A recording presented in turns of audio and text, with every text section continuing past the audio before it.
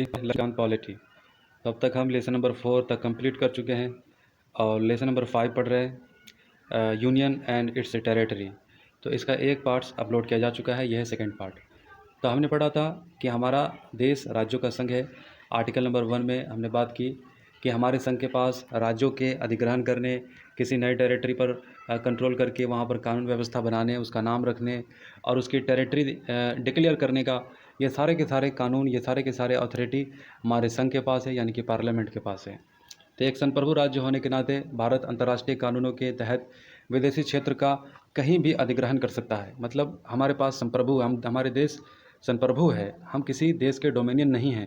हमारे ऊपर किसी भी देश का वर्चस्व, किसी भी देश का हमारे ऊपर पावर नहीं है, ठीक है। तो हम अपने विचार में, अपने कार्यों में, हर मामलात में हम स्वतंत्र हैं। तो हम क्या कर सकते हैं, इंटरनेशनल लॉ के हिसाब से संधि के अनुसार किसी टेरिटरी को खरीद सकते हैं, या कोई उपहार दे दे, या फिर किसी को लीज पर ले ले व्यवसाय के पर्पज़ से।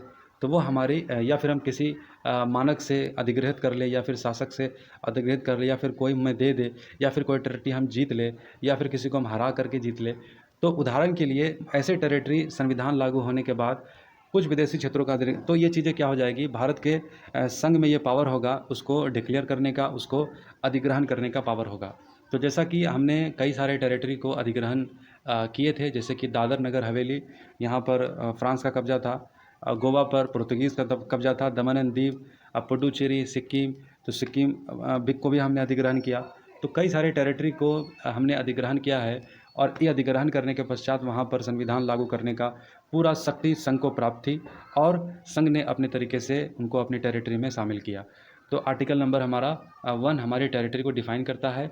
भारत राज्यों का संघ है और भारत का नाम भारत, इंडिया यानी भारत, ठीक है। तो अब हम पढ़ेंगे आर्टिकल 2, अनुच्छेद 2।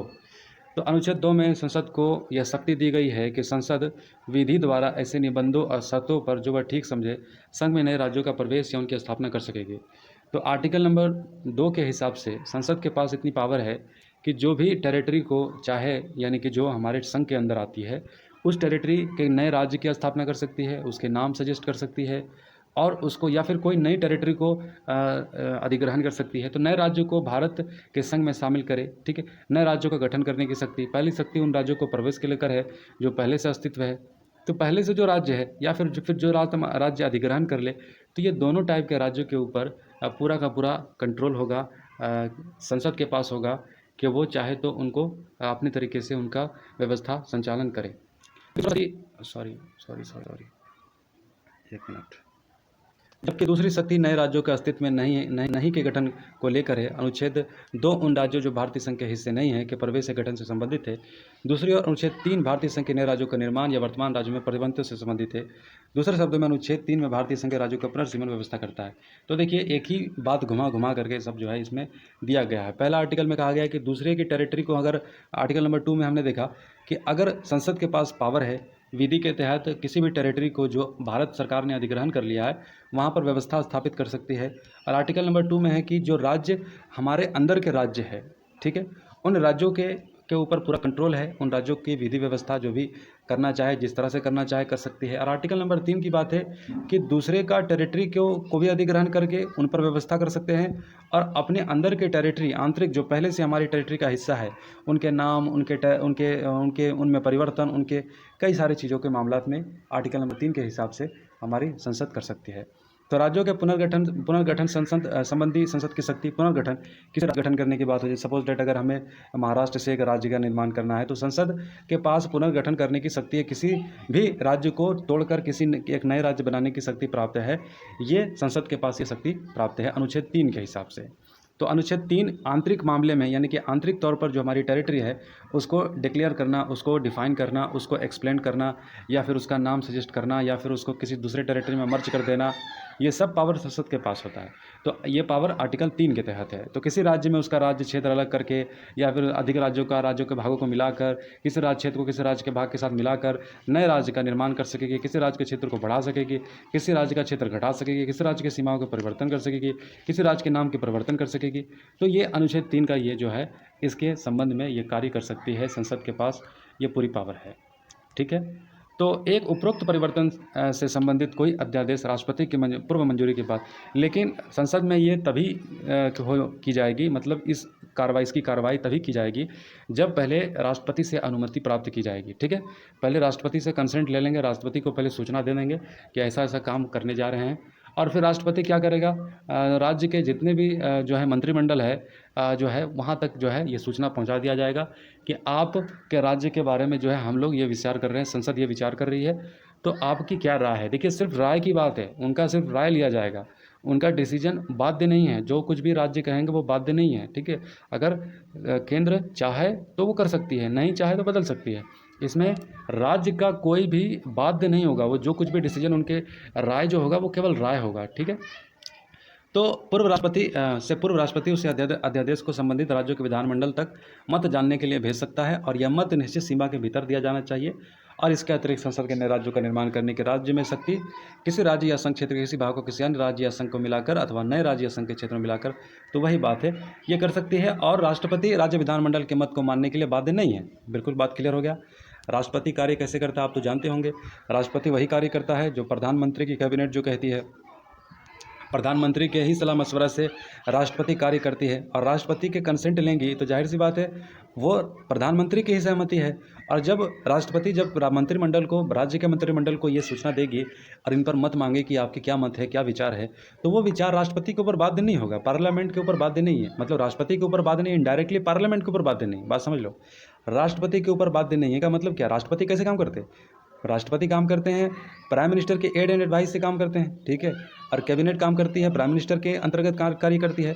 तो अगर राष्ट्रपति अगर कंसेंट ले रही है तो इसका मतलब क्या है, ये बाध्य नहीं है, तो मतलब क्या हुआ, इनडायरेक्टली तौर पर संसद के ऊपर बाध्य नहीं है, जो भी राज्य सरकार जो भी कुछ भी कहे। ठीक है, तो इसे स्वीकार या अस्वीकार कर सकते हैं, भले उसका मत समय पर आ गया हो। संशोधन संबंधी अध्यादेश के संसद में आने पर हर राज्य के विधानमंडल के लिए नया संदर्भ बनाना जरूरी नहीं है। असंघ क्षेत्र के मामले से संबंधित विधानमंडल के स्थान कोई आवश्यकता नहीं है, मतलब वो जो भी कहे उनके लिए कोई जरूरी नहीं है कि उनकी बात सुनी जाए। इस तरह यह स्पष्ट है कि संसद को यह अधिकार देता है कि नए राज्य बनाने, उसमें परिवर्तन करने, नाम बदलने, सीमा परिवर्तन के संबंध में बिना राज्यों की अनुमति से कदम उठा सकती है। ठीक है, एकदम क्लियर समझिए। दूसरे शब्दों में संसद अपने अनुसार भारत के राजनीतिक मानचित्र का पुनर्निर्धारण कर सकती है। मतलब हम बता सकते हैं संसद क्या कर सकती है ना, संघ क्या कर सकती है, अपने टेरिटरी को पूरा निर्धारण कर सकती है कि हमारी टेरिटरी ये है, और इसको पॉलिटिकल मैप को ऑन द ग्लोब इशू कर सकती है। ठीक है, इनके पास पावर है, लेकिन राज्य सरकार ऐसा नहीं कर सकती है। इस तरह संविधान द्वारा क्षेत्रीय एकता या राज्य के अस्तित्व की गारंटी नहीं दी गई है। तो अस्तित्व की गारंटी राज्य के अस्तित्व की गारंटी नहीं है, हमारे अस्तित्व की गारंटी पार्लियामेंट के अस्तित्व की गारंटी है, संघ के अस्तित्व की गारंटी है, जो है कैबिनेट यानी कि जो हमारी पार्लियामेंट जो चलाती है उनकी गारंटी है, राज्य की गारंटी नहीं है। राज्य अगर बदमाशी करेगा तो पावर उठा करके केंद्र के पास लेकर के भेज दिया जाएगा। समझ रहे हो बात। तो विभक्त राज्यों का अविभाज्य संघ राज्यों का सरकार समाप्त कर सकती है ना, राज्यों को सरकार राज्यों को समाप्त कर सकती है, जबकि राज्य सरकार संघ को समाप्त नहीं। तो जाहिर सी बात है केंद्र सरकार अगर चीज़ें नहीं चल रही है ठीक से तो अपने तरीके से वो कर सकती है। तो लेकिन अमेरिका में ऐसा नहीं होता है। ठीक है, तो यह हो गया आर्टिकल नंबर 3। तो आर्टिकल नंबर 4 क्या है, तो आर्टिकल नंबर 4 में यह घोषित किया गया है कि नए राज्यों का प्रवेश या गठन, ठीक है, मतलब नए राज्यों का प्रवेश या गठन अनुच्छेद 2 के अंतर्गत नए राज्यों का प्रवेश, जो राज्य हमारे अंदर नहीं है, समझ लो बात, मतलब नए राज्यों का प्रवेश या गठन का मतलब यह है कि वो राज्य हमारी टेरिटरी में नहीं है, पहले से नहीं है, आंतरिक तौर पर ये बात नहीं है। मतलब बाहर से अगर कोई राज्य हम गठन, बाहर से कोई राज्य ले ले, कोई टेरिटरी अगर हम ले ले, खरीद ले या फिर जीत ले या फिर कुछ भी किसी तरीके से, तो आर्टिकल नंबर 2 के अंदर है, अगर उसका गठन करेंगे तो आर्टिकल नंबर 2 के अंदर आएगा।